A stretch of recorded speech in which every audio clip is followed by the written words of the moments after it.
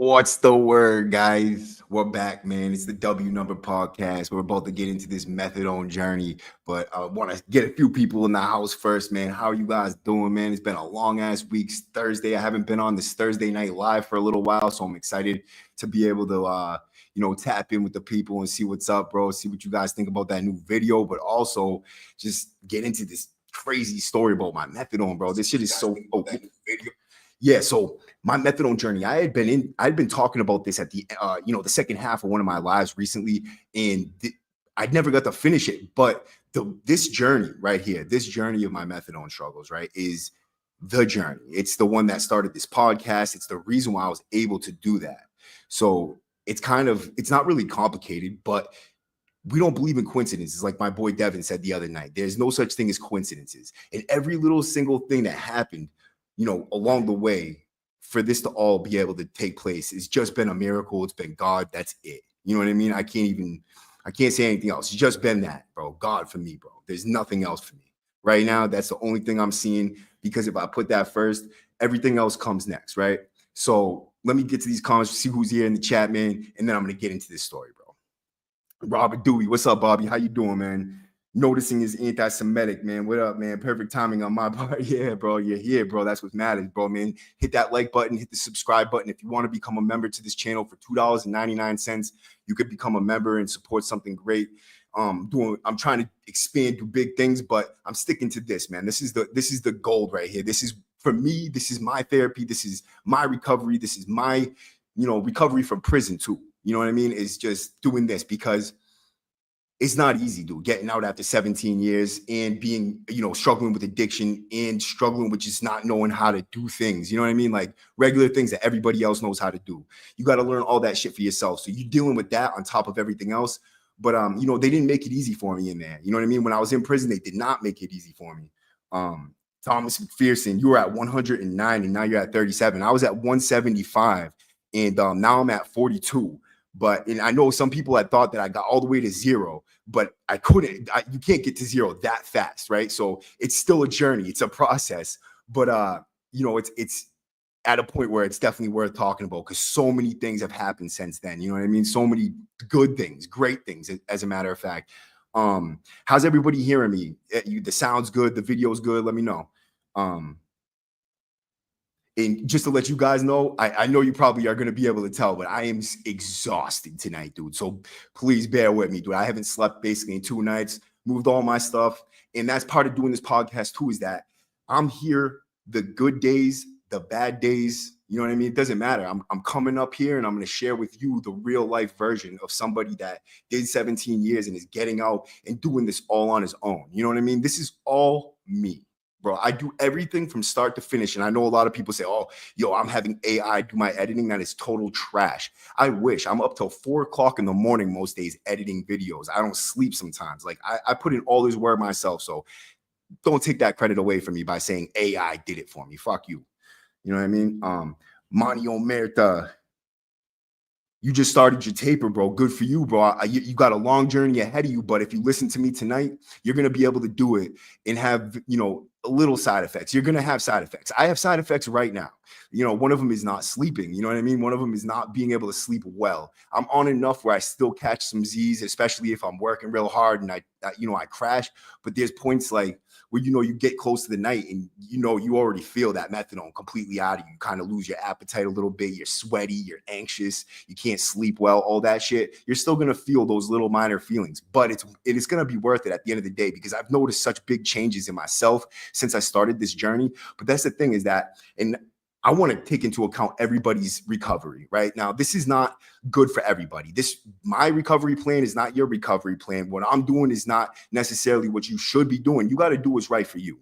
You can't do what's right for me or what's right for that guy. You got to do what's right for you. And that's it. You know what I mean? You got to know yourself too. Like, knowing yourself is huge. If you know you can't get off methadone without wanting to do heroin or wanting to do fatty, whatever it is your drug of choice was, then you shouldn't get off of it. It is not a bad option. It's better than death. It's better than the streets. It's better than fucking ruining your life and going back to prison. That's, you know what I mean? It's simple like that. But And that's the thing, is medicated assisted treatment. You have to go into it with the right mindset. You can't go into methadone thinking I'm doing this because I want to get high, but I can't because I'm on drug testing or something like that. That's the wrong idea, bro. You're going into it and you're just picking up another addiction that's going to be much harder to quit than any other addiction. Fentanyl, whatever, you name it, this is much harder. This is a serious step in your life. And the fact is that I was kind of forced into it. I started my journey when I was in prison, right? So methadone, I got on methadone after I got out of prison my first bit. And I'm just gonna do a quick recap, not very long at all. I'm saying just like a real brief recap for people that haven't seen this before. And then I'm going to jump into that. So I started getting high. I shot dope for the first time in prison, right? It happened on night. I was with a pack came through, and I had opportunities to shoot dope before this, but it was kind of like it wasn't right for me. You know what I mean? Like this moment happened, and the shit came through. Somebody came through, hit me off with like a gram of the shit, right? So someone had a binky on the block. I had seen, basically it was accepted, man. A lot of the white dudes would get high. A lot of the white dudes would shoot dope. I mean, that's just what it was. And as a young ass kid, and I'm assuming all those other dudes were young ass kids too when they seen this and started doing the same shit. And that's the thing. It's like generational. You pass it down. We set the bar for the younger kids, and keep on doing that and keep on doing that. So if we don't break that cycle, breaking that cycle is massively important, bro. Recognizing that cycle to break it, very important as well. So I started shooting dope when I was in prison. I shot it in my arm the first time. I did it legitimately as like an adult. I mean, when I was a little kid, I sniffed a little tiny line of dope and that was it. But other than that, this is the time I did dope. I shot it in my arm. It really didn't do much. It was like doing perks. The shit was whack. It was prison dope. A lot of times those dudes cut their dope with vitamins and you can see the little black flakes floating around in there.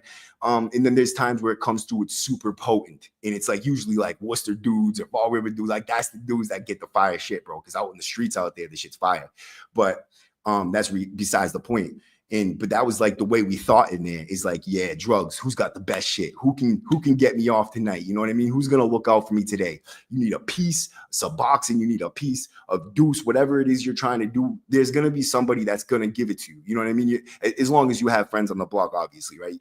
You know what I mean? But usually you're gonna, you know what I mean? Like you're gonna have boys that are gonna look out for you. You know what I mean? So you're not gonna. If you want to stop getting high, you can definitely stop getting high, but it's very hard while you're in that confined space with all those drugs around you. Man, it's very difficult, especially because you're not in your right state of mind in the first place. You're depressed, you're in prison, you're looking for an escape route. Kind of pass the days by. And that's how it starts, is that you just want to pass the days by, cure that boredom, get that escape. And then, before you know it, you got an actual addiction. The first time I got dope sick, I didn't even know I was dope sick. I was in N2. I was Selly's with my boy, Nicky L. And, I had been doing morphine sulfate for a few, and I've been sniffing it every day. There was this kid from Texas that came up. He was like a Mexican. He was one of the Mexican gangs, bro. I'm not really sure, but we all found out he was a dropout and he got PC'd out of his state and shit. Dudes had murder contracts on his head. But while he was up there, we didn't even know that then. But yeah, this kid, I was chilling with him and we were just doing this morphine sulfate for a little bit and fucking that's my first addiction. That was my first time getting dope sick. I just was like, oh, I don't want to do it anymore. You know what I mean? I'm just not going to do it. And then I stopped. And then a day later, like in the middle of the night, my heart's going. I'm up. I'm shitting. I'm sweating. I thought I got sick. I thought my celly made some dirty food or something. And I'm like, damn, bro, that shit was fucked up. And he's like, nah, bro. He's like, I'm feeling fine. He's like, he asking me questions like, have I done this? Have I been getting high like this? How long? And what I've been doing and blah, blah, blah. And then he's like, dude, you're dope sick. And I'm like, no, I'm not. There's no fucking way. Like, I've never had an addiction like that before in my life. But yeah, man, that's what it is. I was in the shower kind of, keeping it totally a buck. I had fucking shit running down my leg. You know what I mean? Like, I really did. I was in the shower with fucking shit running down my leg. And that was the first time I realized, like, man, I'm going to go do something so I don't feel like this. You know what I mean? And that was it. That was the first time I felt that good feeling come back. And I feel like that right there was what set the addiction in stone for me, is when I realized all I have to do is do this and I'm not going to be sick. You know what I mean? And, there's them temptations right now. I'm coming off methadone and, obviously they're not they're not ones that are going to overpower my reason. But yeah, I think like this is a way out. I could stop these little, I could go up on my dose again. I could quit this whole journey. I could give up and, go back on what I wanted to do, or I could go on mass half and grab some fatty or do whatever the fuck I want. But then I'm going to go back to prison. I'm going to be back in active addiction. Before that, I might die before I even reach both. And preferably, to be honest, if I start getting high again, preferably, I hope I die the first fucking time. No bullshit, because no one wants to live like that, bro. The way I see those dudes living out there on Mass Ave on a daily basis is the most horrendous type of life you could ever possibly imagine. And if you're signing yourself up for that willingly, I God bless you. You know what I mean? Because it's a horrible, miserable fucking life, bro. And you're in for one, bro, for real. But anyways, yeah, I started shooting dope up there. I was getting high up there. And then when I went home in 2012 for 7 months in 2012, that's when I caught the home invasion. But right when I got home, I was a disaster. I was getting high every single day. The first night I got out, my boy broke me. I mean, I'm going to say my boy, but, someone close to me broke me out for 2.5 grams. And I had 2.5 grams of legit China white, like not fentanyl, not that shit. This shit got you high for like 8 hours. You really only needed a legit match head. And I put a 0.1 on the spoon and I OD'd almost the first night I was out, bro. I woke up. I didn't OD where I needed Narcan, but I went out. So I sat up on this little computer stool, right? And I put the spoon on the table. I put the dope on the table. I'm like, oh, I'll just do a little bit because I could do more than they say, right? Like I got a high tolerance. So I put a 0.1 on the spoon. A 0.1 is a lot, dude, right? It's a lot for if it's good dope, bro. It doesn't sound like a lot, but a 0.1 could fuck kill you. And I put that 0.1 on the spoon, not even knowing, because I've been shooting prison dope. You know what I mean? In prison dope, a 0.1 is not killing you. You know what I mean? Unless it's that fire shit, like everybody will know firsthand, But yeah, I put the fucking 0.1 on the spoon. I banged it. I didn't even get the plunger down. I woke up on the floor in the middle of like maybe 3 o'clock in the morning. No one even found me. And I didn't even have a door in my room. That could have been it right there. The first night I was out. And I had a big scratch across my face and a bunch of drool right in the carpet. I woke up like this. You know what I mean? Suction cup right off the fucking carpet, bro. That's how crazy this shit was. And you know what I did? I got up, I got right back on that chair, and I said, I got to do less this time. Like insanity, bro, right? And that was my introduction to society the first time out. And I had no probation, no parole. I was living free and clear. I could have literally took my life and did anything I want. I could have did this the first time, and I would have never been through the hell I went through after that, bro, right? But I didn't. You know what I mean? I made that mistake. You don't have to, bro. Word, you don't have to. And but the fact is that the addiction is so strong that no matter what I say now, it's not going to matter to you unless you're already there at the doors, breaking down that door for recovery, because you're going to need it. You're going to want to need that for yourself. Nobody's going to want it for you bad enough that it's going to actually work for you. You know what I mean? You got to have to want that really bad inside. You have to have that rock bottom feeling all the time now. You know what I mean? Where you're like, I can't do this anymore. And you're probably going to tell yourself that about 45,000 times before you actually even take one step to do anything about it in the first place, right? But you're getting there. Once you realize that, just hopefully you don't die before you reach that place. But detoxes, there's tons of them. Programs, tons of them. There's always options. But anyways, hold on, let me take a sip of my drink real quick. I need some energy, bro. Word bad. So I get out of prison in 2006. I'm in fights every single day. Not even lying. Fight every single day except for like 2 days. And then on 2 other days, I got in 2 fights each day. Like I was a total madman. I didn't think about freedom. And I thought, if I get caught for a fight, what's a fight? I'm not on probation. I'm not on parole. These motherfuckers can give me a fight. I'll go to what? 6 months, a year. I wasn't thinking clearly at all. And I had the maximum security mindset. Like I was too young to realize like the switch, you know what I mean? From there to the streets, like I got out there with this mindset, like, people's words mean shit. So if you call me a bitch, I'm going to hook off on you because, basically you're putting my life in danger. And it's out here. It's not like that, but like, I really couldn't make the distinction, and I'm not lying. I really, maybe I could if I was, mature enough, but I just didn't want to. You know what I mean? I got out. I thought I was the balls, bro. I made it through the worst thing and you could possibly imagine. And I figured the world owed me everything. You know what I mean? Like, and it was the wrong way to think. They don't owe me nothing. No one gives a fuck about what I've been through. The only thing they care about is that I don't do it again. And if I do, I could get the same result. They don't give a fuck how much trauma I have. If I do the same thing, they'll give me the same thing, regardless of the outcome for myself and my family. They don't give a fuck about you. You got to give a fuck about you first. And I do. I give a fuck about me now, bro, right? But I didn't. And I ended up doing drugs all the way up until the time I got a home invasion. And then, I went in there and I was at my wit's end with life in the first place. Like, I legitimately at that point was at my wit's end with life. And I had actually tried, passively committing suicide, where I shot so much dope.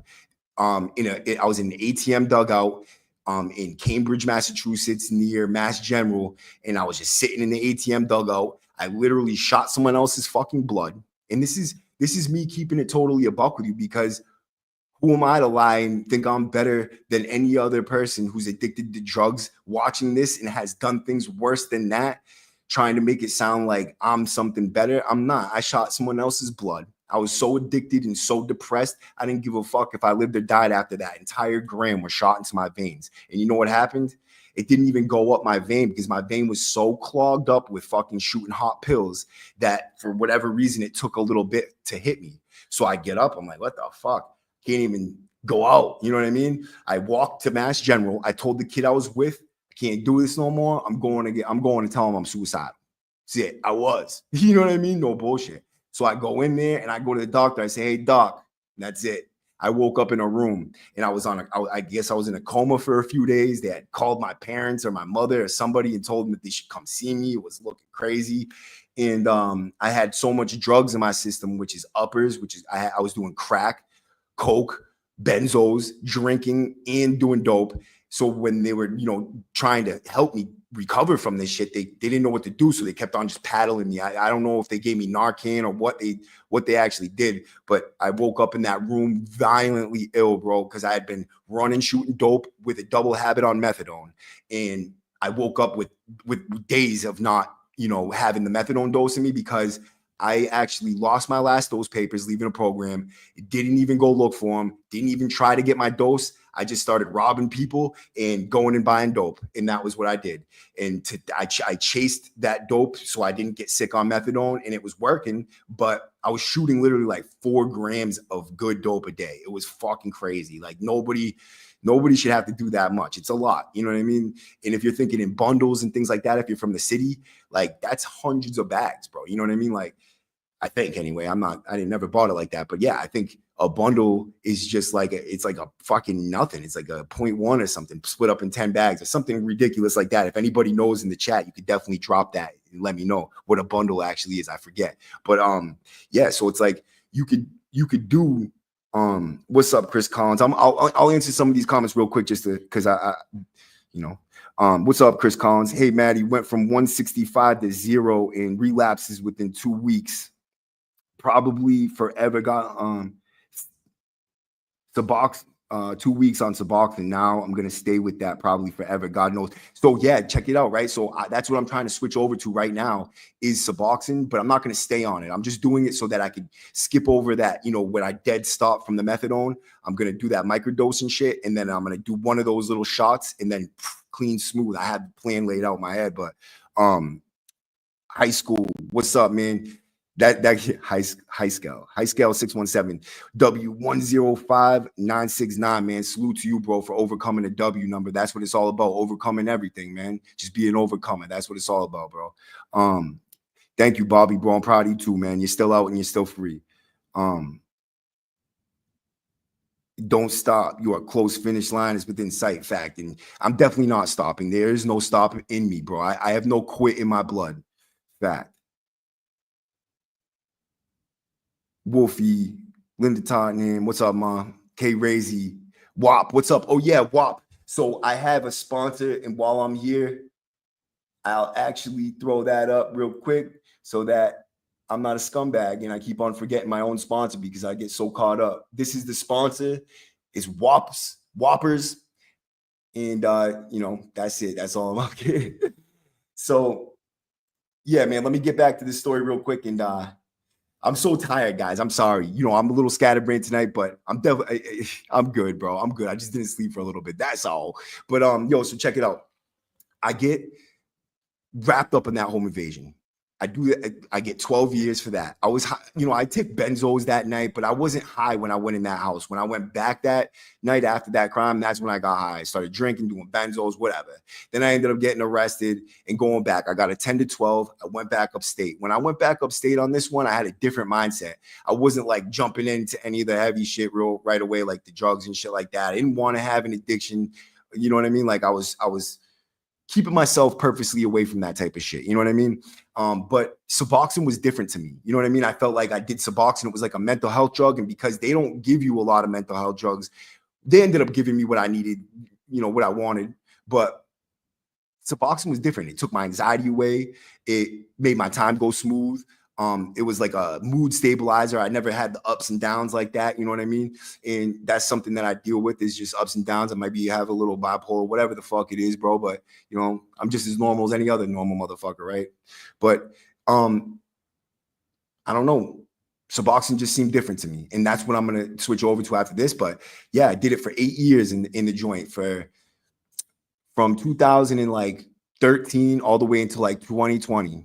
I did Subboxing every single day, never missed a single day, probably maybe 1 or 2 days like that. But I had what I needed to trade.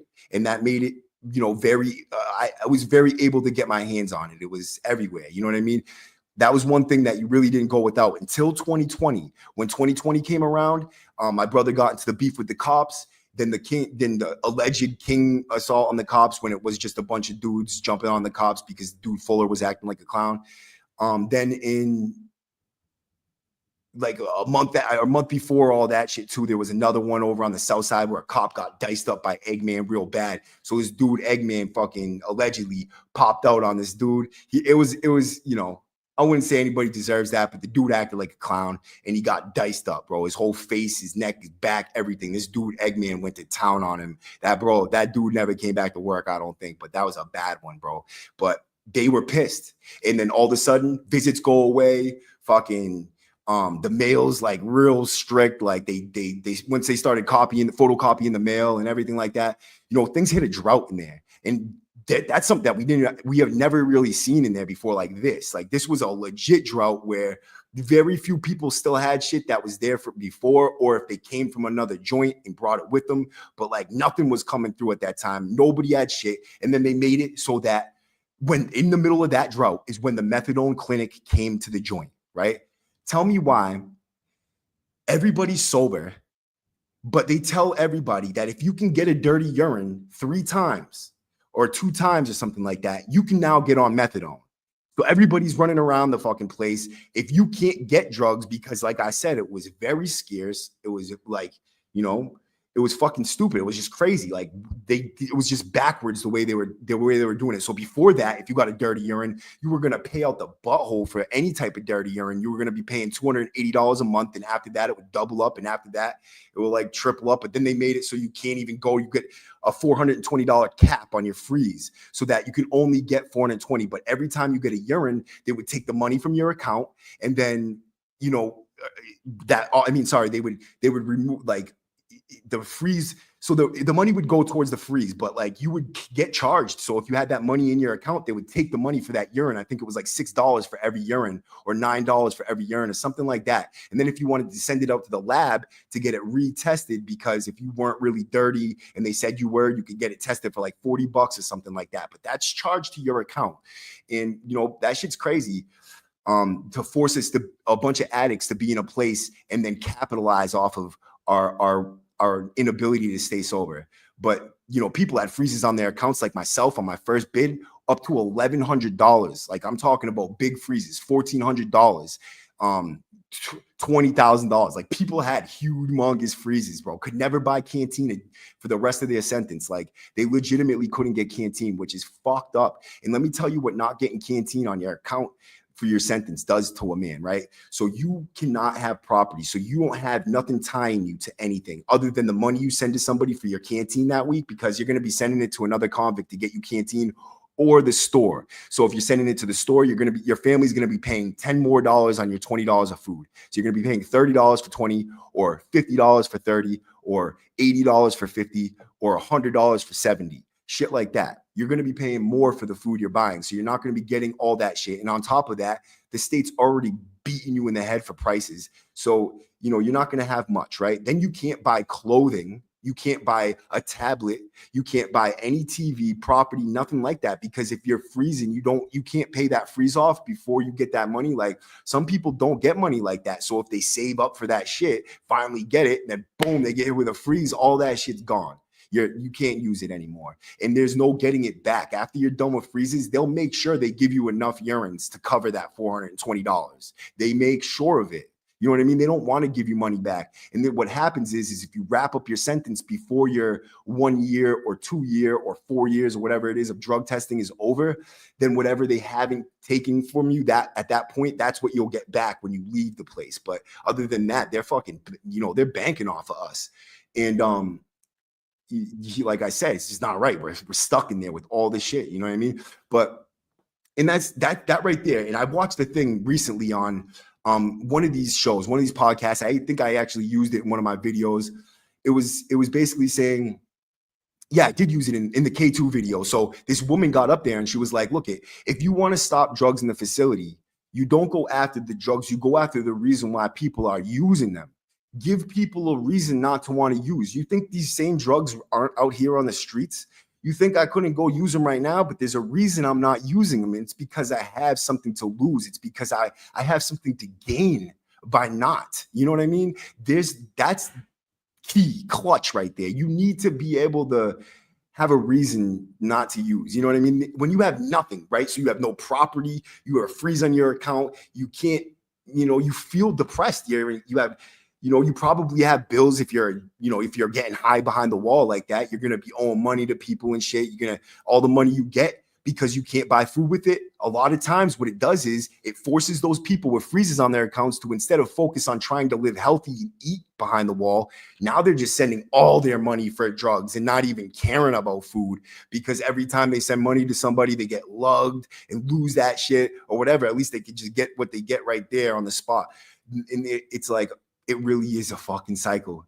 Once you're in that shit, you just can't break out of it. You got the freeze, you can't get shit, and now you're getting high and you owe money or whatever on your account and on the whatever it is, bro, right?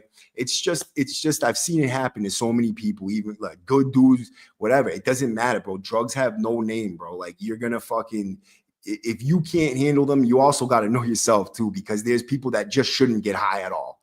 They turn into what I was talking about before, is a junkie. They start acting like a clown, dude, burning people, burning bridges, leaving the block, going to other blocks and doing the same shit, and then leaving there and then getting kicked out of whole camps, getting their jaws broke and stabbed and shit. Like, and that's what a junkie's going to go through inside of a maximum security prison. Is any prison, really, even a medium. You're not going to be running up bills. Money's the one thing someone will fuck you up over. So that's the shit that you're going to go through as an addict in prison, especially if you can't fucking control yourself. Now, it's not definitely what you're going to go through. So I was an addict in prison and I never did no slimy shit. You know what I mean?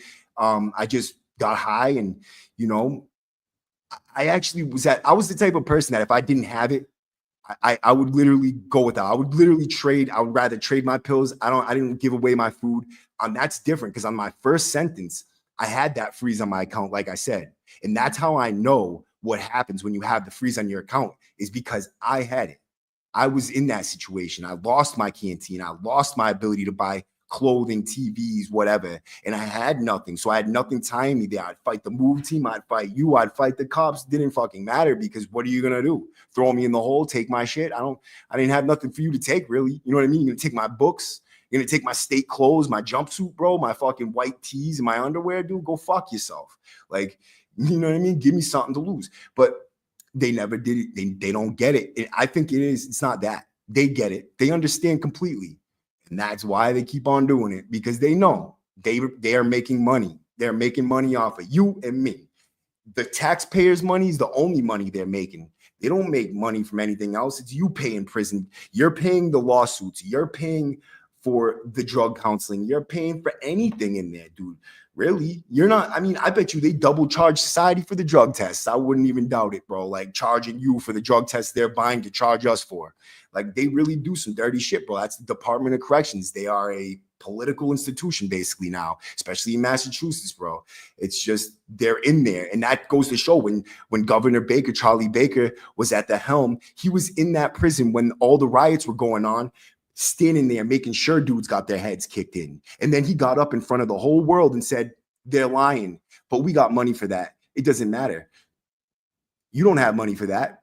We got money for that. My mother, my father, the people who pay their taxes for real, like, you know what I mean? Their money is the one that's going to pay for that shit. But that's besides the point. Anyways, methadone comes to the joint during the middle of this big drought. And now they give people the opportunity to get on methadone. I was doing a DDU bid when this happened. So I was in the SDP. I think that was literally for the Driscoll fight when I broke up Driscoll and Old Colony. And I was up there for 2 years, and boom, methadone comes through. Now, as soon as I hear that, I'm like, oh, fuck that, bro. I'm like, if anybody could get it, I want that shit. You know what I mean? If you're going to give it to anybody, I want that shit, bro. So what I do as soon as they start coming around saying basically you could get it, I tell them like straight up, you don't give me that shit, it's going to be mayhem in this fucking, you're giving me what I need. Like I have an addiction, treat my addiction. And that's the way I basically put it. It's not like you're going to give it to me or I'm going to act up. It's like I have an addiction, treat my addiction. And they just know who I am. And so they just do it. You know what I mean? Because they know like when I'm getting this tone and I'm demanding and I want stuff, it's gonna be a headache for anybody trying to tell me no. And they told me no at first, and I gave them a fucking headache. I'm not gonna lie. It wasn't over that. It was over the conditions behind the wall that I was giving them a headache. But that was going on. So I was just like, you know what?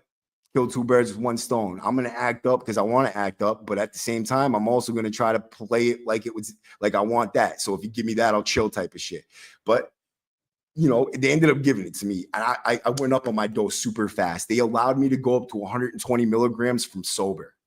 So, you know, and I'm not knocking it, right? Some people really do need that dose because if you work out and you're active throughout the day, you're going to sweat it out. I have a wicked fast metabolism. So the whole thing is that I wasn't lying when I said I wanted more because I needed more. It's burning out of my system.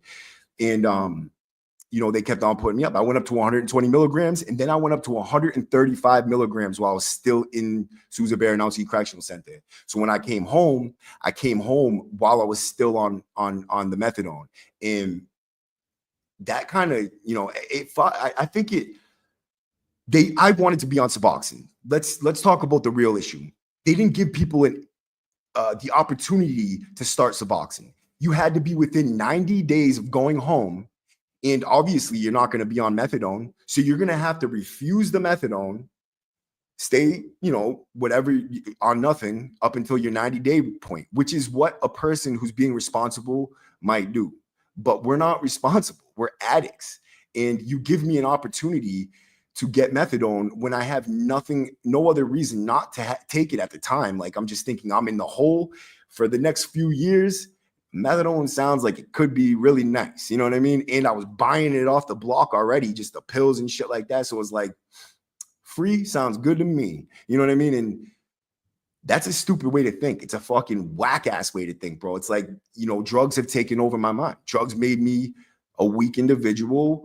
And that's not to knock anybody who's an addict. I'm telling you that we have no control over our addiction. And the only way to get over it is to admit that to yourself, is to, you know, basically surrender. That's it. You surrender to your addiction. You surrender to God and let him take over for you, because that's the only way to beat it. The only fucking way is you need your higher power, and you need to be at that point in your life. You know what I mean? You need to be ready for it. But so I start getting high up there, the methadone. But I wasn't just taking my dose. I'd buy whatever dose I could and add on to it. I wasn't going into methadone thinking I'm going to stay sober. I was going into methadone thinking I'm trying to get high. You know what I mean? I'm trying to feel this shit so I don't feel this shit. You know what I mean? It was one thing for the other. The pain for the numbness. That was it. That's all I was doing. I was just trading the pain for the numbness. And while you're sitting in a DDU cell, that really, you can't judge me until you have been sitting in that DDU cell and they come and offer you methadone. Then you tell me what your response will be. Especially after that was towards the end of my 12-year sentence and 17 years total and 10 years total in solitary confinement. Everybody's life is different. Everybody's choices are different. I'm not saying you would say yes, but I'm saying you wouldn't know until you're there, is all I'm saying. So don't judge me, right? That's all I'm saying. So I get on this methadone and I get raised up real quick. 135, I was on it. And to tell you the truth, I didn't even really get high like that. Like I didn't feel it like that. Like some people will be jammed the fuck out and I'd be looking at them like, I'm not feeling like that, but I'm on more than you. What the fuck's wrong with me? You know what I mean? I need more. I obviously need more. You know what I mean? Like that's the thinking, bro. But Frederick S. Bro kicked Doan twice back to back. First time in Nash, 42 days, no sleep. Yup. I'll tell you exactly how many days I went to sleep in a second. Hold on. No sleep. Second time in Plymouth. Plymouth is where I went the first time. I kicked methadone 100 milligrams on the floor on my second bid going in. In Plymouth fighting them, they put me in the Fergie for 2 weeks, bro. That shit that should be against the Geneva Convention. I promise you, bro. I hadn't slept in more than it was like I think it was 8 days at this point, right? And I had been on Xanax or not Xanax, sorry, Klonopin for like I don't know, maybe 8 years or something crazy like that. I've been taking Klonopins, methadone, Adderall, and gabapentin every single day for many years. The gabapentin probably 20 years. The Klonopins like 8 years or at least 6 years. And then dead stop. And I went in there. Plymouth did not give me much. You know what I mean? They gave me Librium for 3 days. Libriums for 3 days. The benzo withdrawal didn't even kick in until after that 3 days was over. I think it was like the 5th day when the benzo withdrawal kicked in and I was sitting at the sink and it was like, my neck started snapping. My fucking muscles are snapping. I'm like, what the fuck is wrong with me, dude? Right? And I had already not been sleeping. I'm kicking methadone full-fledged. I was on 100 milligrams. And so my heart starts going crazy, doing weird shit, palpitating. So I there's the snitch box on the thing, but I didn't want to press it because I felt like a weirdo. So I told the block runner, I'm like, yo, bro, go out and tell the cop that I might have a heart attack or something. Something's going on with me. My heart, I can literally look at my chest while it's not beating for like a whole second. And I told him, I'm like, yo, tell the cops something's wrong with me. And so he goes out there, he goes to the door, says something to him, and they crack my door. I walked out. I kind of it was like kind of like blurry, like my vision was blurry. And I was walking out there. And, when I was walking, I just hit the floor. I started having a seizure. And then they put me in on a stretcher.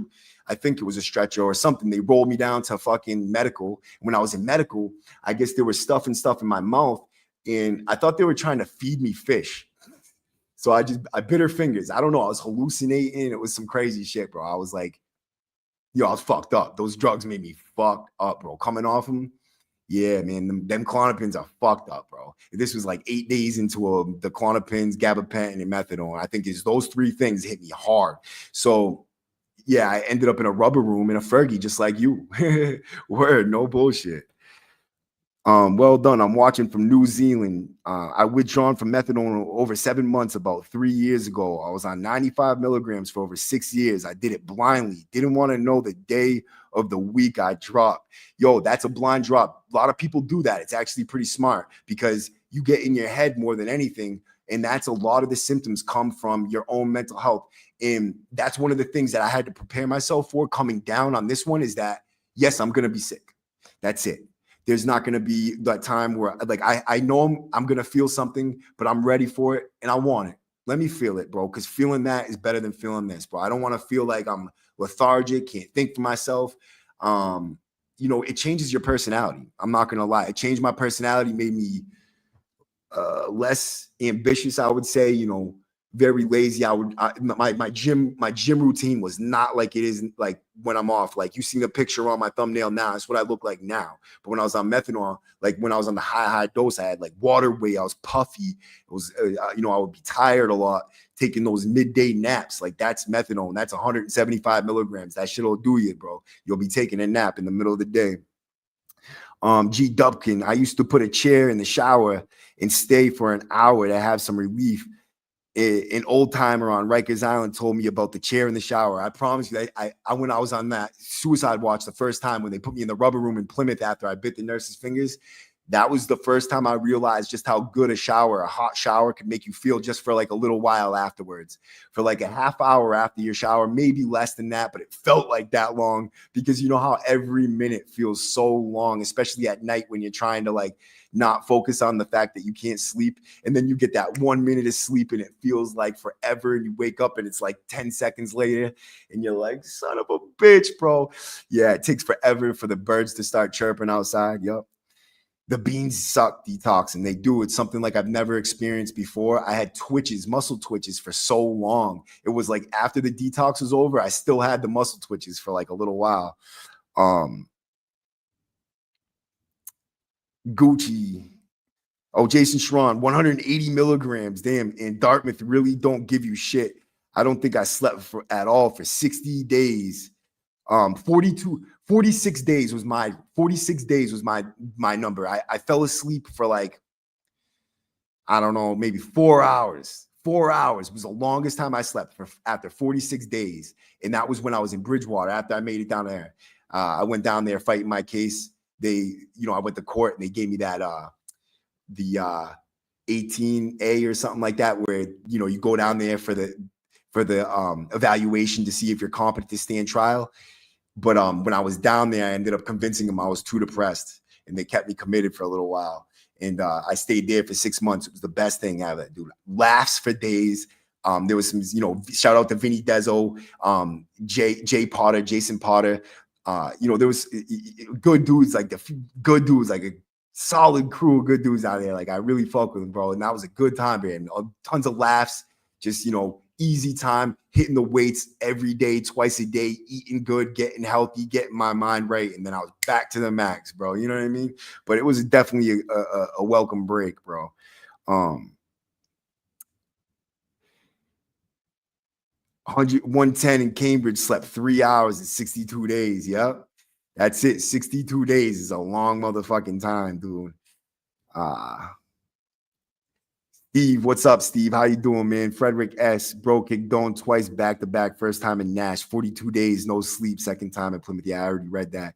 Yeah, so Money Omerta. Jay, what's up, man? Noticing. Yeah, everybody who's here, bro, salute to you guys, man. Bubba Parsons, bro. You in Texas. I was hooked up on pain pills and alcohol for 15 years. I was up to a whole handle of Fireball, and I had to quit. And the detox sucked ass. The docs put me on Gabs and had to kick those. That kick is bad, bro. I turned gray. It was like the depression more than anything for me on that was I felt like the life got sucked out of me until it was over. But that was the same type of feeling K2 gave me. Like when I kicked K2, like, and people think like that's a joke. After 2 years of smoking deuce every single day, I'm telling you, when I stopped dead turkey because I had a fucking episode. I was like, yeah, fuck this. And then boom, I was in a whole nother world of darkness, bro. Like I looked gray. The colors looked gray. Like I thought I would never be the same again. And I'm so glad I snapped out of that because that was like, you're waking up every day fighting to stay there in your mind, like be right. You know what I mean? Like that shit was crazy. Yeah, depression was brutal for Gasmo. I'm telling you, bro. People think it's a joke. It's no joke. No joke at all, bro. Yeah, so I'll get back to this story real quick. If you guys, man, please hit the like button, subscribe. If you want to support the channel, my Cash App and the PayPal's down below. I do need to buy a new laptop and hopefully some mics and shit. So this is the deal. I'm getting some money soon, hopefully from a settlement. That'll help, but that's not till September.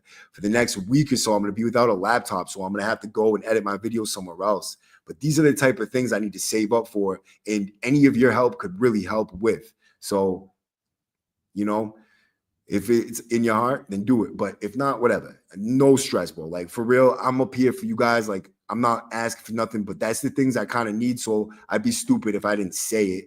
And, if there was somebody that was willing to help and that actually helped, because that's the real truth is that I need that shit. I need a MacBook Pro with Final Cut. I said, yeah, MacBook Pro with Final Cut Pro on it. So that's what I need. But yeah, come on, dude. That's his name. Come on, dude. I'm on 70 milligrams of methadone. I hate it. hate how weak it makes me, bro. Word. But that's the thing, that you could take back that feeling, bro. You can take back your power. You don't have to be weak, bro. Like, that's what they want you to think is going to be so hard to come off of, that you can't do it. But I'm going to tell you right now, it's possible. And I'm actually going to get into that right now, how I did it. So I do that through my whole bid. I went through that little that drought where I got on methadone. And after that, that's all I did. As I took my methadone, I was on gabapentin, I was on Klonopins, inside I was on Klonopins. I ended up having to kick those again when I got out. I got off them out here, which was way better than kicking them in there, but still very shitty. But I was on Klonopins through most of my sentence too, because that was what I needed, I guess, bro. But yeah, they don't give many people it, but it is what it is, bro. Sometimes you need that shit, bro. And some people do need that shit, bro. Like, if you have legit anxiety and you like, it is just a built-in thing. Like, some people have it, bro. But I think it was a lot to do with my surroundings, because it's not all the time like that. It's just, you don't realize how much being in solitary confinement can really affect you. Like, that shit fucks you up. You know what I mean? Being up there and then coming out the population, you're around all these people. You probably got a cellmate where you're just in a cell by yourself for several years, if not way more. And that shit gives you nerves. Like, drinking coffee for the first time and doing all this shit, it gives you nerves, bro. Like, there's no way around it. Like, you could tell me that you never had that, you're a liar. You're a liar. You get out of DDU after a few years. Every single man I've ever met that gets out of DDU with the first few years, their cellmate gets out of that cell the next morning and goes, this dude won't shut the fuck up, or he won't sleep, or, this is crazy. Like, they should get a single cell. And that is a fact. You should have a single cell coming out of DDU, and you should get some type of mental health step down, bro. They should be taking an extra interest in somebody that just did several years in solitary confinement, not just throwing you out and being like, hope you make it, pal. You're going to be great. You know what I mean? Break a leg. Like, fucking, they just don't prepare you for shit. And that's including release. You know what I mean? And that goes to show, that they don't give a fuck about your release because of this, right? So I wanted to get on Suboxone. I told them Suboxone's the right medication for me. Methadone makes me feel bad. It actually gives me depression. It does other things to me. And now my brother, Ryan, was the first person to actually convince them of this logic and actually get him to switch him to Suboxone before his 90-day point, which salute to him, bro, because he actually set a trend for people, bro. And other people were able to do it after him. But he fought. He got lawyers involved. He got the legal service involved. And he actually had people that actually seen the logic in it too, the lawyers, and they attacked it. They seen that one weak spot and they went in and they got it changed for people. But it can only happen if you're up there and your family's up there and you're listening and you want to help them get on Suboxone and off methadone. They have to have mental health disorders from that. Methadone's got to cause something in them, medical or mental health wise, and they can get switched over to Suboxone. It is illegal not to, so keep that in mind. But I got the Concord in September 08. I was still dealing with withdrawal symptoms after the new year, man. Well, hopefully you're out and free now, bro, and feeling better. Keep your mind right, bro, and pray every single fucking day. You'll be all right, bro. Word. So and that goes for everybody. Word. And it's not like a given. You have to put the work in too, bro. You don't just say, God, I need you to do this for me, and then fucking go out there and do whatever the fuck you feel like. You have to, try to do right. You know what I mean? But and you don't always succeed, bro. Like, we're humans. You know what I mean? We're humans. You slip, you fall, you get back up, bro. You do this again. You fight, because as long as you're alive, you still have hope. You know what I mean? And that's a fact. And it's hard to think like that sometimes, because it feels like you don't sometimes, but you do. You do. Things always change. Things always get better, fluctuate. They can get better, they get worse, but I like to think that things are going to get better for me, for everybody else that's listening, because you're already here for a reason, dude. You know what I mean? You're here, you're listening for a fucking reason, because you want to hear this story. You want to know how somebody did it so you could do it yourself. And that's more than anything else. I could say the best thing about you right now is that you're trying. So I get on the methadone. I go through my bid with that. I was on the Klonopins in there. I was on the gabapens in there. So I was on the cocktail, like the methadone cocktail, the Mass Ave cocktail, Southie sober. You know what I mean? I was Southie sober.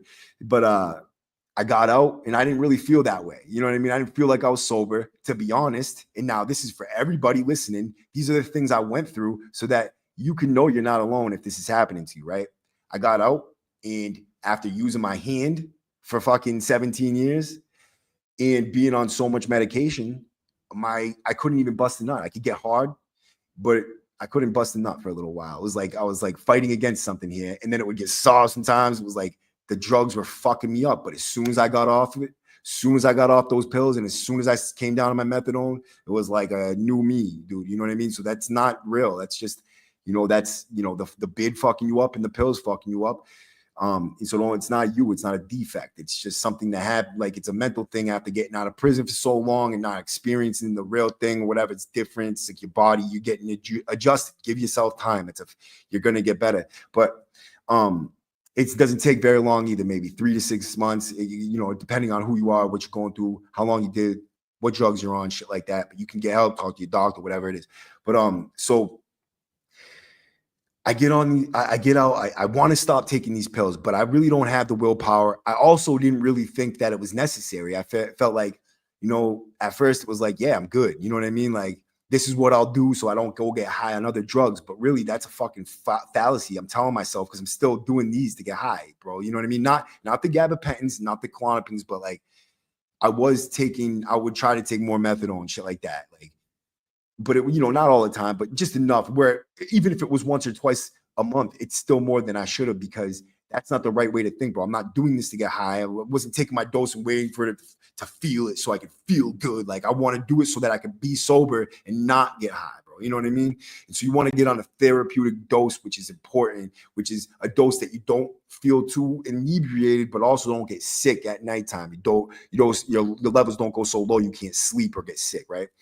But I couldn't reach my perfect point. I felt like the higher I got up, the worse I felt. It was almost like I was getting sick earlier. Like I was telling myself I needed more and more. And like, I just kept on going up, thinking like the higher I go, the easier it's going to be. But it really wasn't like that. Like, it just made me feel crappy. I think it was just the methadone and how the methadone affected me that made me feel crappy. So I don't know. One day, the thing happened with my girl. Like, the girl I was with, I had got out, and that was the girl I was writing to. I met her on Writer Prisoner. We came home.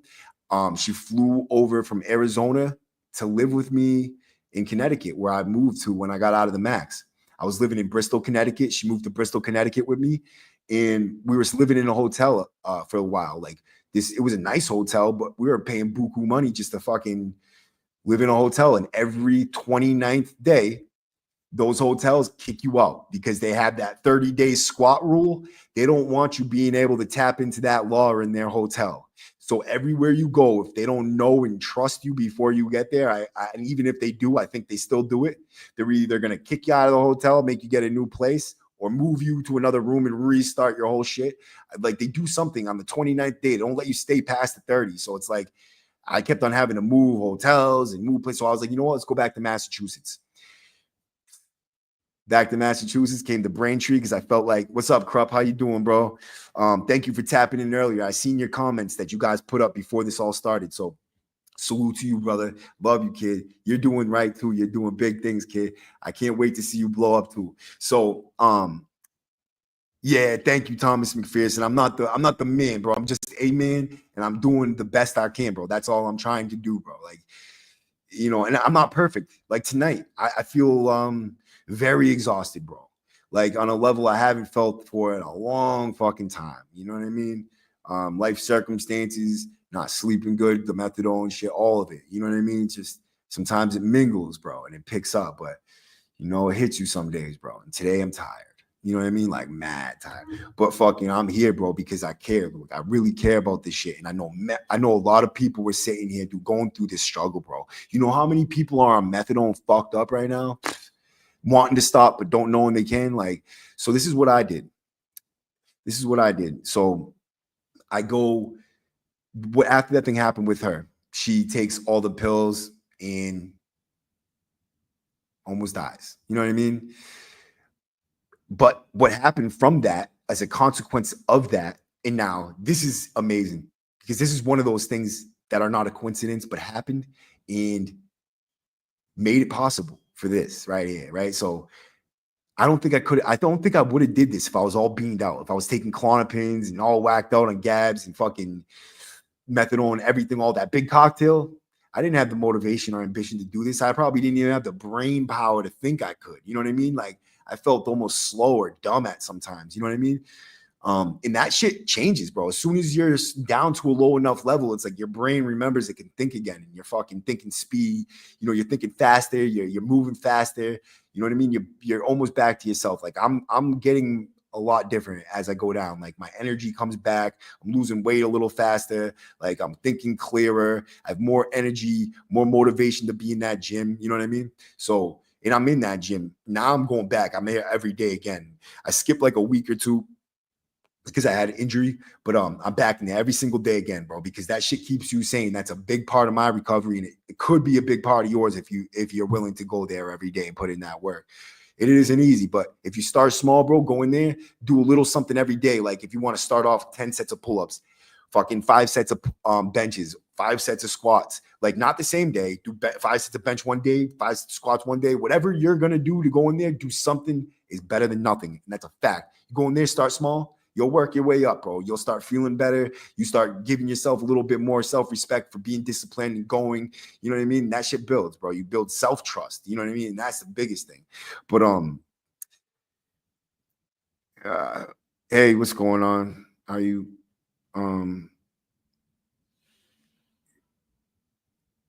No, I didn't. Mike Siebert. No, I didn't have any because I was in the hospital. But yes, you definitely can have seizures, and it can kill you too. The two things you can die from is Xanax and alcohol withdrawal. Absolutely, and that's why they take that shit so seriously. When you go in, they'll give you Libriums, which they won't give you like if you're not. You know what I mean? Like that's not a medication they'll give you. That's nothing they're gonna give you unless you're withdrawing from alcohol or benzos. The only two reasons they're gonna give you any type of benzo in there now. They don't give like medications. They've stripped the DOC and most of the counties of every medication. Like, and it's illegal to do that. Some people need to be on certain medications, and they say that it's the pharmacy declined to fulfill this medication. With that right there is total garbage. No pharmacy is going to tell a doctor who orders their patient a medication that we can't afford it for you. That is fucking trash, bro. Don't listen to that. And if the doctors tell you that, tell them, okay, well, that's fine. I need that in writing. And you take that, and I will get you some help out here. I know people that can help you out. Just letting you know that's bullshit. Don't let them fuck you over for what you need, right? But so what was I saying that it was important? Okay, yeah. So the meds. She takes the meds. Boom. They won't give them back to me after that. They acted like it was like I abused them or did something with them, and now I'm not for them anymore. Like they won't even give them to me now. The meds I've been on for 20 years, never had a fucking issue with, never really even had an abuse, nothing like that. Like even though at times I would sniff my wellies, and now I'm talking about I would go on tears sniffing these fucking things. Even out here, like I was fucked up on these stupid fucking pills that you could never imagine being addicted to. Was my worst addiction was Wellbutrin. I could not stop sniffing them. It was like fucking nuts. You know what I mean? It was crazy. It's like I probably have a hole in my nose that goes directly to my brain where the wellies just burn through that too. I might even have like a little spot coming through up here right now. Like where it's wearing away at my skull frame, bro. But like, yeah, that was my fucking worst addiction. It was something that was when I realized not heroin, not Fetty, not crack, none of that. It was Wellbutrin that really woke me up to how addiction is a demon.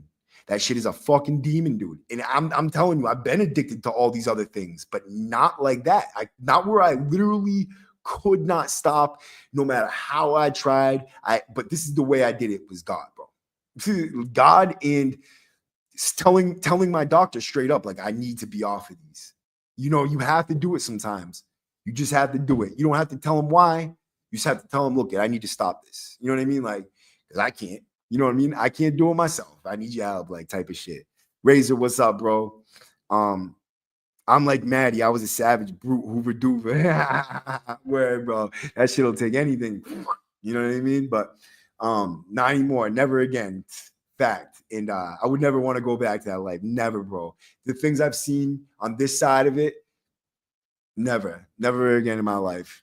You know, and that's, you can't ever know exactly what's going to happen in the future. But I can tell you this: if it's in my power, it will never happen again. You would have to tie me down and shoot me up or do something like that. I would never allow myself to break and go back to that, because I know the life sentence is right on the other side of that needle. The life sentence is right on the other side of that line, or right on the other side of whatever it is. Like, I've never had a problem drinking shit like that, but I wouldn't drink just because my drug test, and I don't need to. It's not like something I want to, like, but you know, even though I feel like I can, I won't, just because even the people around me, I want to be inspirational to them. I don't want them to feel like they can do certain things. Like, you want to live clean, bro.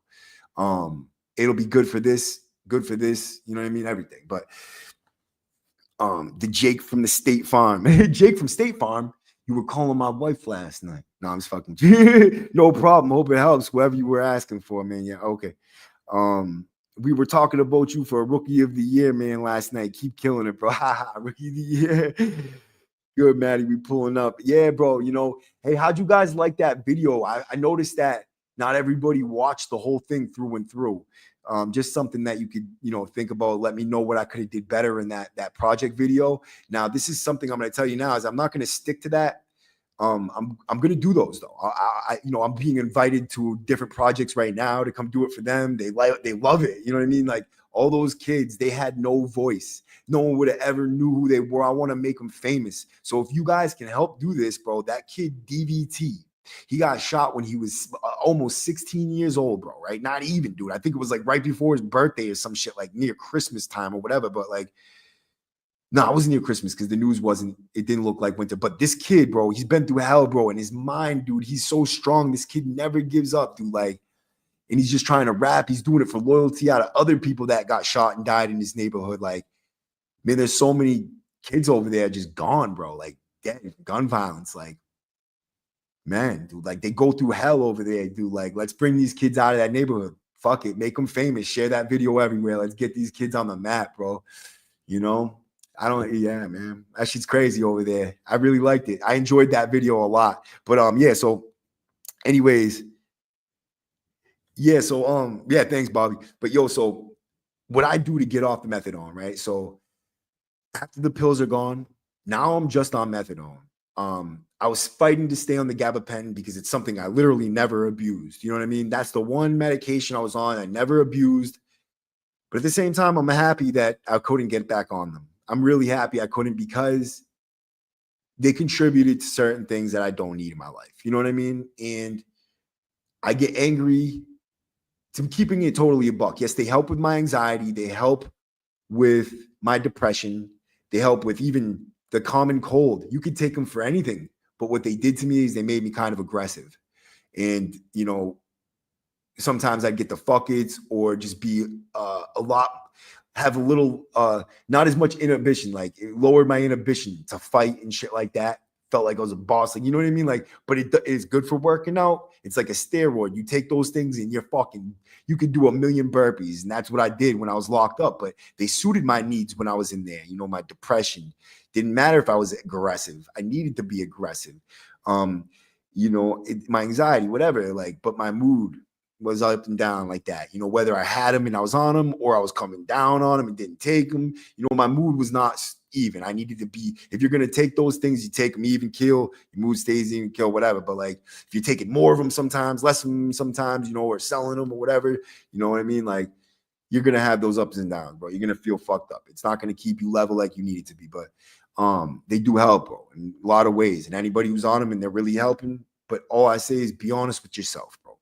Be honest with yourself. If you know it's fucking you up, let yourself know it's fucking you up, bro. And don't lie to other people about it, because that makes it so you can't keep yourself accountable. And as soon as you catch yourself lying to somebody about how it's actually really doing, you know what I mean? How you're actually really doing about it, that's when you know you're dodging and you have an addiction, because there's no reason for you to lie unless something's wrong, bro. You know what I mean? And why not keep it a buck? If it's making you aggressive, be like, yeah, no, it's making me aggressive, but I can handle it. You know what I mean? If you're completely, totally denying it, but you know it's fucking you up, then you got a problem, bro. But you know, don't make excuses for yourself or anybody else. That's if you see your friend going through that shit too, bring them up on it, because no one benefits from somebody a friend who is unwilling to, make them mad by telling them what they need to hear. No one benefits from that, bro. All you're doing is letting him die. You know what I mean? That's it. You're gonna let him kill himself because these drugs out there now are not the same old drugs. They're fucking deadly. So what I did, I was going to Bradston Street. Now I get out. I skipped the whole part. So I first thought I end up in. I can't tell you the whole thing because and I might have to do a third part. If you guys want a third part of this, then that's cool. Because I want to tell you exactly how I came up with the decision to come down on my methadone. It seems like a lot of people need to hear that right now. So maybe I'll tell that other story, the in between, on a different video about a different topic. So what I'm going to tell you right now. So I'm going to Bradston Street. This is when I come up with the decision to come down. I had been through a whole bunch of stuff in between that time, which actually led me to the Hope House, going back to Dartmouth, getting on my knees in Dartmouth and, surrendering myself to Jesus and to his will over mine. You know what I mean? And that's a fact. Like, that's really what I did is I surrendered and said, I can't do it. Like, I can no longer figure this out. I need you to do this for me because I'm lost. You know what I mean? Like, this is beyond me now, beyond my control. I don't know how to be a normal person. I don't know how to live in society. I don't know how not to be aggressive. I don't know how not to use drugs. I don't know how to do a lot of things, but I do know how to pray and I can surrender. That's all I could do. You know what I mean? I literally couldn't do anything else and make it at the same time. My ego, my pride is so fucking strong that you couldn't catch me asking for help like that. Like, I have a very hard time asking for help. I have a very hard time reaching out. And I let people come to me if they want to help me. It's not the way to be, but I still am very much like that. You know what I mean? Yeah, it's very hard for me to ask for help, but I feel like a bum. Like, I should be able to do this myself. I'm 38 years old and I still haven't totally figured out life. But you know what? That comes with acceptance of, what I've been through too. You know what I mean? And love for myself, being easy on myself because, yeah, I've been through a lot. And it's a fact that I'm even here right now and able to do everything that I'm actually able to do is a blessing, bro. It's a miracle. It's a fucking miracle. So I go to Dartmouth for 6 months. I'm fucked up in there. I get in fights. I'm fucking whatever, dude. I wasn't even acting right when I got in there. I was looking to get high, like, if I could, but something happened while I was in there. After the second fight, and just the realization that something's not, like, I am not able to be a free man and be the way I am. Like, I need to change something or it's gonna never happen. You know what I mean? I'm gonna be in here for the rest of my life, and that's a fact. So I got on my knees, and that was it. I got God in my life, and the scales fell off my eyes in the real way. And anybody who knew me before, people that knew me before that are watching right now, they can tell you in that chat, no, you don't. No, you don't. Why would you want to try something I just told you I couldn't even stop if I wanted to, unless I told my doctor to stop me on it, dude. It's horrible. It doesn't do anything good for you. It's a fucking, not even a good high. Like, there's no reason for you to want to do that. Trust me. So whatchamacallit? So that fucking threw me off. Don't take any words I'm telling you right now as me glorifying any drug, me making it sound like it's great. It is terrible, bro. And it's the same thing with that K2 video. I had people in the thing like, why are you glorifying K2? Like, motherfucker, if I was glorifying it, I wouldn't be making a video about it. I'd be smoking it right now. You know what I mean? I'd be on this fucking thing like, K2's awesome. And that's what I would be doing, because I am not the type, if I like something and support it, I'm going to fucking support it, bro. You know what I mean? Like, if I supported K2, I'd be telling you, I love K2. This is my favorite thing to do. Look at me do it.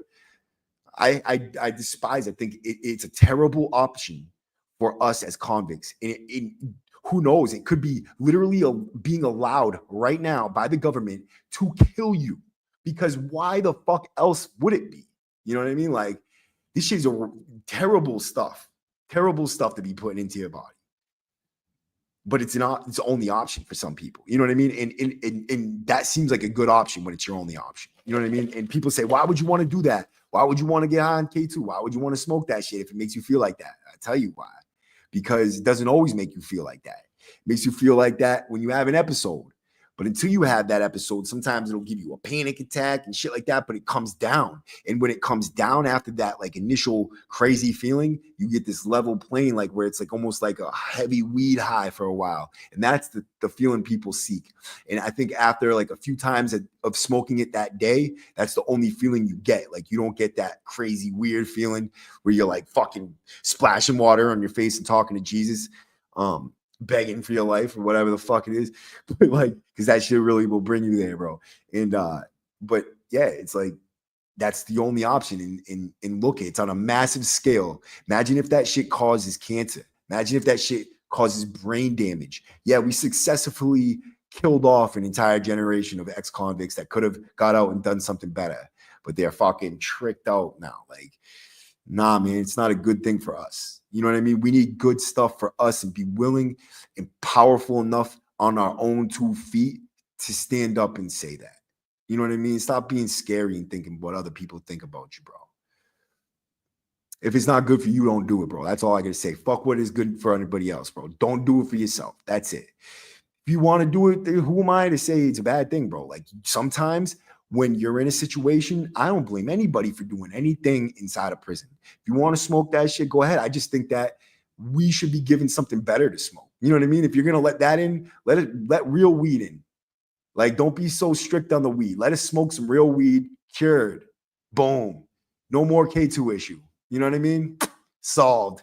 I just did it for you. Thank me later, Department of Corrections. Yeah, don't do that, Jor. Please don't do that. That would be horrendous. That would be the stupidest thing you ever did. It's opening up a whole new door bullshit for yourself. Why do that? It's not even enjoyable. So, like for real. But so check it out. I'm going to Brandon Street every single day, right? I'm seeing Mass Ave at its worst. Through the summers, the winters, the same people are homeless, addicted, getting worse, and hallucinating. They're not just homeless, addicted, and fucked up out there. They're homeless, addicted, fucked up, and possessed by demons. They're out there bending over backwards, walking on their hands backwards like that, twisted up in these weird, fucking creepy looking fucking ways, talking themselves and freaking out, fucking naked, butt ass naked. And I'm talking about like laying on the ground with their pants pulled out around their knees, balls and dick out, like all that, naked, not even aware of what is going on around them. That is the potential for anybody's life if you are not careful, because you think you are more powerful than that drug. You are mistaken, motherfucker. I promise you that. Those drugs are powerful.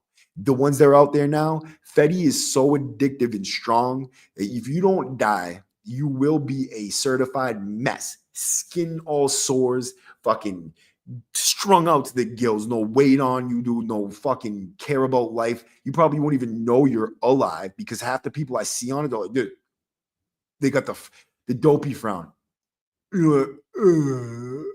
I hate that face, bro. I never want to have that face again, bro. Fact. Like just seeing it on other people, I'm like, is that what I look like, dude? Holy shit, bro. That shit is whack, bro. Fuck that, dude, right? Every one of them has this weird bent neck now. They walk around with their head down, dude. Like there's no fun in this anymore. This is an absolute demon, bro. It is life-changing, life-altering. Take your life. There's no fun in it anymore. It's not heroin. Like even heroin, it's a horrible drug. I would recommend heroin to anybody thinking about fentanyl. That's how bad it is, dude. You know what I mean? Like horrible drug, but much better than fentanyl.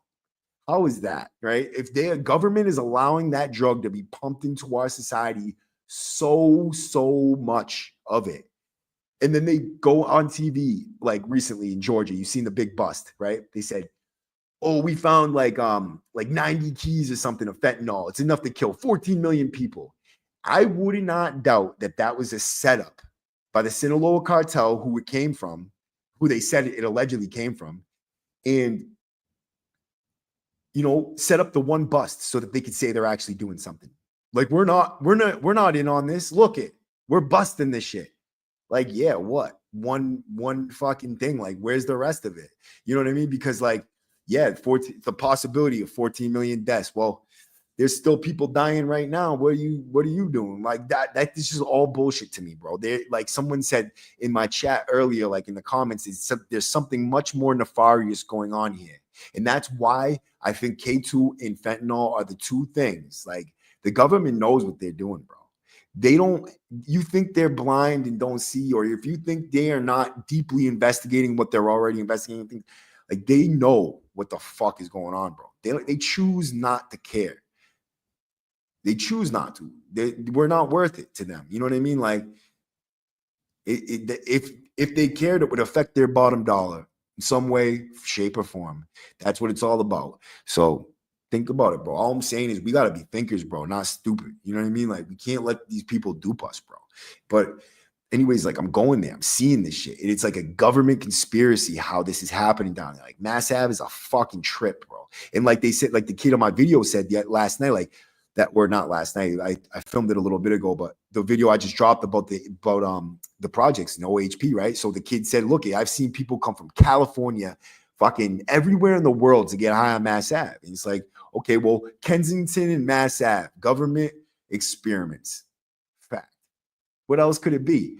When I was a kid, if you hit a crack smoke out in front of the cops, you could bet your bottom dollar you'd be dumped on your face and dragged into a prison, right? And now I'm not saying that what they're doing is wrong. No, not at all. I'm not saying it's right, but don't force them into one area. If you're gonna let people do it, let them do it everywhere. You know what I mean? But I think that it's different. It's something weird about it. You know what I mean? It's not their usual, is what I think. And anytime you can see that or say that, something up, bro. To me, anyway. I don't believe in coincidences. I don't believe in they can't stop. I don't believe they can't figure it out, dude. I don't. They have endless amounts of money. They have endless amount of resources, and they could do something different than they're doing now without throwing people in prison. Like they still have other options, but they're not doing it, which is funny to me. You know what I mean? Because there is options. There is options.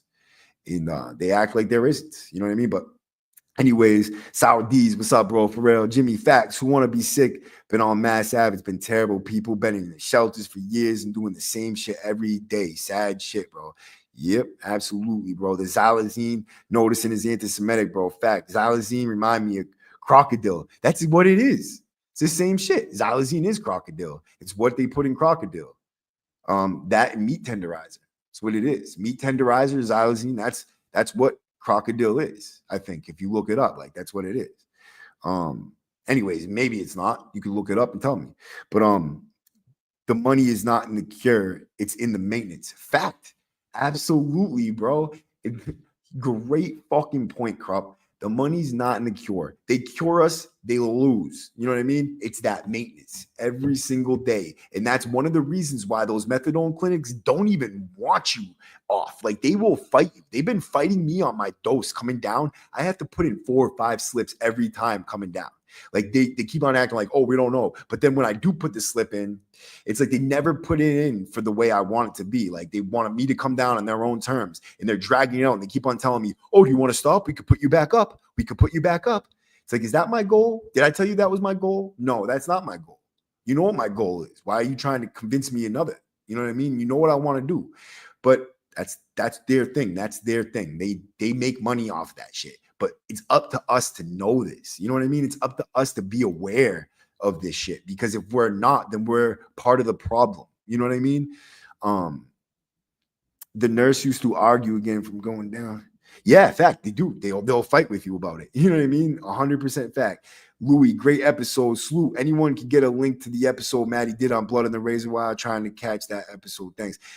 Yeah, if someone wants to drop that one, you could drop it, or you could go to my playlists and you'll see my guest appearances. That's my playlist. My guest appearances in that playlist is all my guest appearances. Matter of fact, I have to add all the videos in right now. I think tonight, matter of fact, if you check my community board and go to Chatting with Stacks right now, Chatting with Stacks has part 1 and then part 2 dropping tonight. I think it is part 3 tomorrow. There's 5 parts, I believe there is, of my interview that I did with Chatting with Stacks.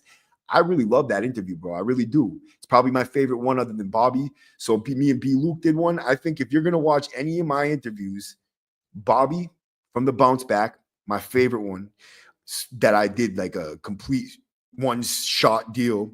And then now with Chatting with Stacks, he has a 5-part series coming out on me.